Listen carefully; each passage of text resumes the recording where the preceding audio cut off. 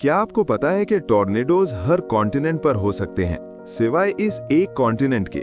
जी हाँ, ये यूरोप से लेकर एशिया, अफ्रीका, साउथ अमेरिका और ऑस्ट्रेलिया तक हर जगह पाए जाते हैं। सिर्फ एक कॉन्टिनेंट है जहां टॉर्नेडोज नहीं होते, और वो है अंटार्कटिका।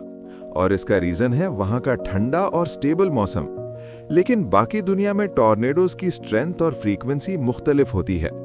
कुछ टॉर्नेडोज कमजोर होते हैं और चंद लम्हों में खत्म हो जाते हैं, जबकि दूसरे इंतहाई तबाहकुन हो सकते हैं। ये दुनिया भर में पाया जाने वाला वेदर का एक ऐसा ग्लोबल फिनोमेना है जो हर साल इंसानी जिंदगियों को फैला कर रख देता है।